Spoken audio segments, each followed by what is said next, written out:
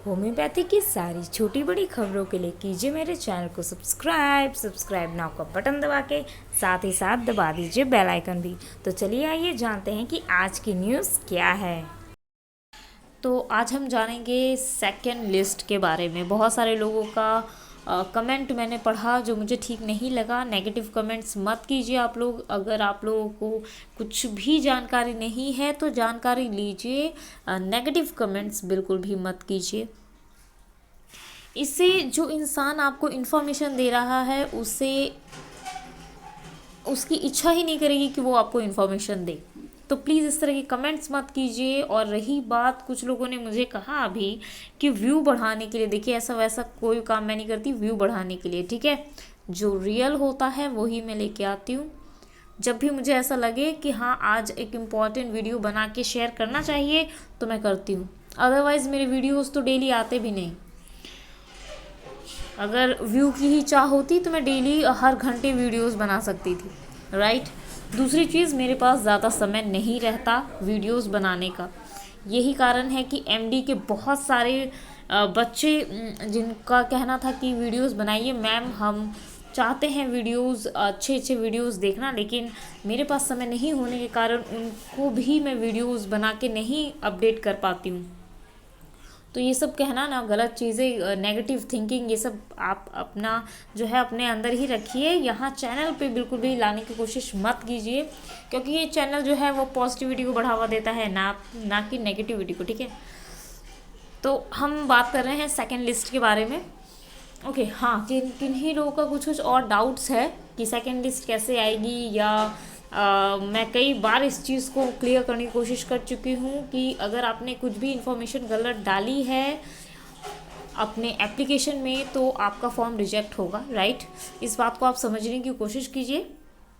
और कुछ प्रूफ्स भी हैं मेरे पास, लेकिन वो मैं यहाँ पे शो नहीं करना चाहती, लेकिन मैं चाहूँगी कि आप लोग समझिए। और नहीं समझेंगे तो आप ये चीज़ें जो हैं रिज़ल्ट में ज़रूर देखेंगे कि मैंने जो कहा है कि इस कारण से जो लोगों का एंट्री नहीं हो पाएगा, जैसे कि एक्सपीरियंस या फिर लास्ट ईयर के नंबर्स जो बच्चे लोगों ने डाल दिए हैं। तो मैं ये बताना चाहूँगी कि जिन्होंने भी लास्ट ईयर के नंबर्स डाले हैं, देखो सबसे पहली इम्पॉर्टेंट चीज़ वो ये है कि अगर लास्ट ईयर का आपने नंबर डाला है तो आप कट ऑफ में आने की कोशिश करने के चक्कर में आपने लास्ट ईयर का नंबर डाला है, ठीक है।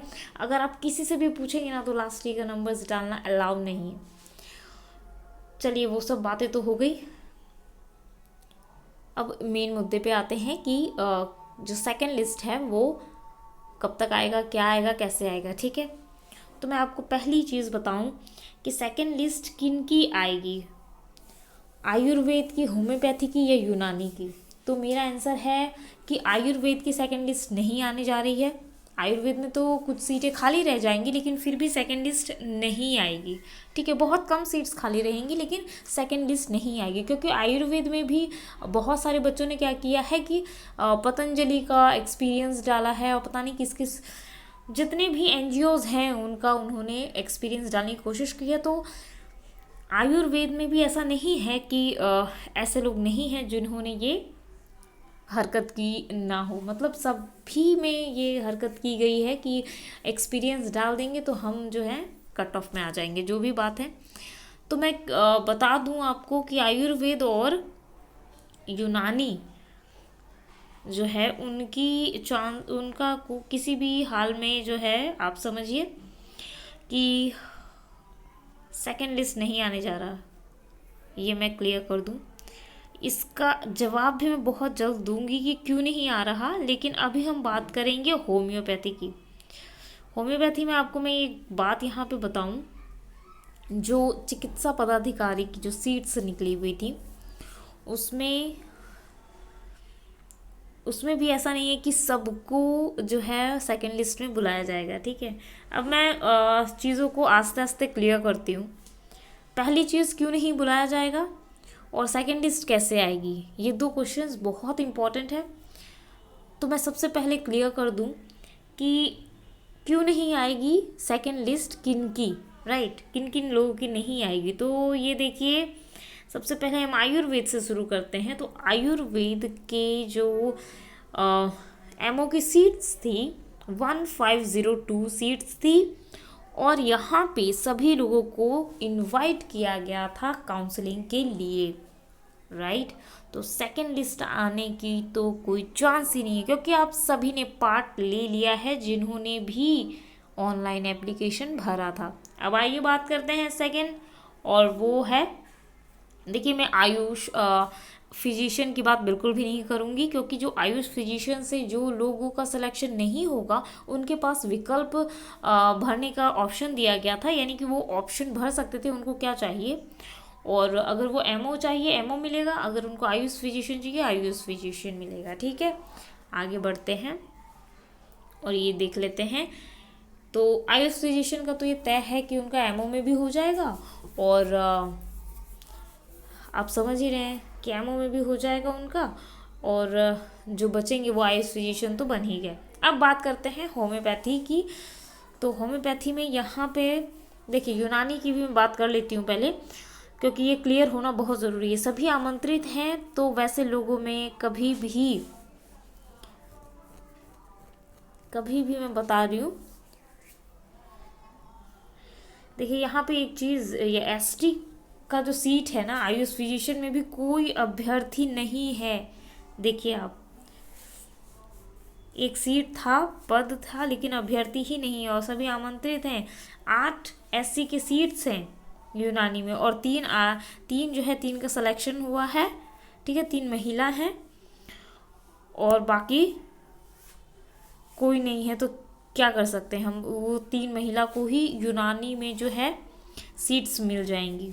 तो देखिए ऐसे भी कंडीशंस हैं, उसका क्या कर सकते हैं हम, है ना। चलिए छोड़िए, वो सब बातें तो हैं ही। तो ये बहुत ही एक इंटरेस्टिंग यूनानी का जो आयुष फिजिशियन का हमने देखा। सभी अभ्यर्थी आमंत्रित जो यहाँ पे लिखा गया है, इसमें भी एमओ में भी सेकंड लिस्ट नहीं आएगी यूनानी में, याद रखिए। अब बात करते हैं होम्योपैथी में। होम्योपैथी में एक और बात बता दूँ कि जो आयुष फिजिशियन है उसकी कोई सेकेंड लिस्ट नहीं आ रही। अब इसमें किसकी सेकेंड लिस्ट आ रही है, दिव्यांग की सेकंड लिस्ट नहीं आएगी, एफएफ जो है उसकी सेकंड लिस्ट नहीं आएगी, और एससी जो है उनकी भी सेकंड लिस्ट नहीं आएगी, राइट। कुल पद एससी के जो थे 150 थे और सभी को आमंत्रित कर लिया गया था, यानी कि जितने लोगों ने एप्लीकेशन फॉर्म भरी थी उन सबको बुला लिया गया था। तो फिर इसका भी कोई चांस नहीं है कि आपको देखने को मिलेगा कि एससी की कोई सेकंड लिस्ट आ रही है।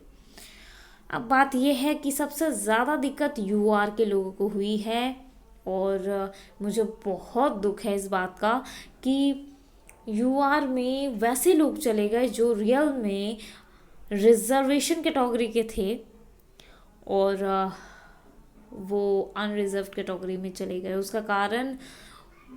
दरअसल उसका कारण ये सॉफ्टवेयर जो जिसने ये कैलकुलेशन किया, और यहाँ पे हम भी यहाँ पे देखिए, हमने भी बहुत कोशिश की थी कि ये फिर पहले पूरा रीचेक हो, सारी प्रोसेस वैसे कंडीशन में आए, पूरा रीचेक हो, और जिन्होंने भी एक्सपीरियंस डाला है वो पहले ही बाहर हो जाएं।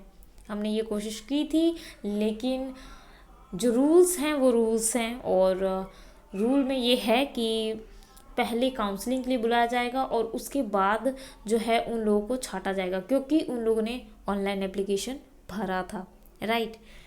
तो रूल के अगेंस्ट तो कोई नहीं जा सकता। तो यहाँ पे एक इम्पॉर्टेंट चीज़ मैं आपको बता दूँ कि यूआर में जिन लोगों का नाम आया है उसमें से बहुत सारे लोग ओबीसी हैं, ठीक है, कुछ एससी भी होंगे, कुछ एससी होंगे, शायद होंगे, मैं नहीं कह सकती, लेकिन कुछ एससी भी होंगे, कुछ एसटी भी होंगे, जो भी होंगे। लेकिन मैं आपको ये बताऊँ कि जितने भी लोग थे, राइट, यूआर में चले गए, जो भी अलग अलग कैटेगरीज के थे, तो अगर वो आयुष फिजिशियन के लिए अप्लाई करने के लिए गए थे, राइट, या फिर यूआर में आए हैं, तो मैं बता दूं आपको कि उसका सिर्फ और सिर्फ एक कारण था, एक्सपीरियंस। उन्होंने एक्सपीरियंस डाला था और जिसके कारण उनका सिलेक्शन जो है यूआर में हुआ था, और एक्सपीरियंस को हटाया जा रहा है, इट्स ट्रू। और जो नंबर्स थे, मतलब मान लीजिए जिन्होंने फाइनल ईयर के नंबर्स दिए हुए थे उनको भी हटाया जा रहा है। तो इसमें टेंशन लेने की ज़रूरत नहीं है, बहुत सारे बच्चे जो हैं वो सिलेक्ट नहीं होंगे, ये कंफर्म है। और सेकंड लिस्ट ज़रूर आएगी। अब कितने सीट्स के लिए आएगी, देखिए सेकंड लिस्ट और किन किन की आएगी ये मैं कंफर्म तो नहीं कर सकती, लेकिन यूआर जो है उसकी चांसेस बहुत कम है सेकंड लिस्ट की, राइट। बहुत सारे ऐसे लोग भी हैं जो जॉब करते हैं, राइट, उनका भी सिलेक्शन नहीं हुआ है और उनको तो बुलाया ही नहीं गया है काउंसलिंग के लिए। तो ये बहुत ही अजीब बात है, क्या कह सकते हैं इसमें। अब अगर वो यूआर के हैं तो ऐसा हो सकता है उनके साथ ऐसा हुआ होगा, क्योंकि जो कंडीशन है कट ऑफ की, जो इतने हाई परसेंटेज हैं, मुझे ये क्लियर बिल्कुल भी नहीं हो रहा कि इतना ज़्यादा कट ऑफ जाने का सिर्फ और सिर्फ एक कारण हो सकता है, ठीक है। और वो कारण है एक एक्सपीरियंस। दूसरा जो आप हाई परसेंटेज देख रहे हैं वो कारण है फाइनल ईयर के जो नंबर्स डाल दिए गए हैं वो। रही बात चेक नहीं हो रहा है, ऐसा नहीं है चेक हो रहा है, कुछ चीज़ें जो हैं वो इतनी अच्छे से चेक नहीं हो रही हैं लेकिन चेक हो रहा है, राइट। जैसे कि आपका जो कैटेगरी है, आप किस कैटेगरी से आते हैं, SC ST OBC या यूआर में तो कुछ मांगा नहीं जाता ना, रिजर्वेशन जैसा कुछ, तो ये अच्छे से चेक नहीं हो रहा है, राइट। वो सिर्फ इम्पॉर्टेंट चीज़ें दे रहे हैं। जो काउंसलिंग का प्रोसेस है उसमें सिर्फ और सिर्फ ये देखा जा रहा है कि आपके नंबर्स आपने जो काउंट करके वहाँ पर डाले हैं, राइट, जो आपने नंबर्स डाले हैं काउंसलिंग के टाइम पे जो फॉर्म दिया गया था उसमें ये कहा गया था कि आवेदन में जो नंबर्स डाले गए हैं वो लिखिए, आपका टोटल जितना भी होगा वो वहाँ कैलकुलेट करेंगे बैठ के, तो वो कैलकुलेट करते हैं। दूसरी चीज़ होती है वहाँ पे ये चेक करते हैं कि आप बिहार के संविदा वाले डॉक्टर्स हैं या नहीं। अगर आप नहीं हैं तो वो आपको रिजेक्ट कर रहे हैं। इट्स ट्रू, ये भी सही पाया गया है और दोनों चीज़ें हो रही हैं। रही बात कि उनका नाम आएगा कि नहीं, ऐसा कुछ नहीं है, उन लोग का नाम नहीं आएगा। 110% जिन्होंने गलत भरा है नहीं आएगा। लेकिन हाँ, यहाँ जाति वगैरह ये सब पूरा वो लोग इस तरीके से चेक नहीं कर पाएंगे, कोई भी नहीं कर पाएगा, राइट। ये चेक तभी होगा जब BTSC का आप आगे प्रोसेस में जाएंगे, काउंसलिंग हो जाएगी। उसके बाद काउंसलिंग के बाद एक बहुत ही इम्पोर्टेंट टाइम आएगा जब आपको ये कहा जाएगा कि एक मेरिट लिस्ट बनेगा जिसमें आप देखेंगे कि कितने बच्चे सेलेक्ट हुए नहीं हुए। उसी में ज़्यादातर चीज़ें क्लियर हो जाएंगी कि सेकंड लिस्ट आएगा नहीं आएगा। लेकिन मैं कंफर्म हूँ कि सेकंड लिस्ट आएगा, इसके लिए आप लोग टेंशन बिल्कुल भी मत लीजिए। सेकंड लिस्ट का वेट कर सकते हैं। और जो हैं जिनको लग रहा है कि उनका हो सकता है जॉब हो नहीं हो, तो जो जितने फ्रेशर्स हैं उन सबसे कहूँगी कि JPS जो झारखंड पब्लिक सर्विस कमीशन की जो वैकेंसी आई है उसे फिलअप कीजिए आप लोग। जो अभी नहीं, अगले महीने से स्टार्ट होगी उसकी फिलअप की डेट, तो आप उसे भर सकते हैं अगर आप होम्योपैथ से रिलेट करते हैं तो। वैसे आप आयुर्वेद और यूनानी से भी रिलेट करते हैं तो उसकी भी जॉब निकली हुई है।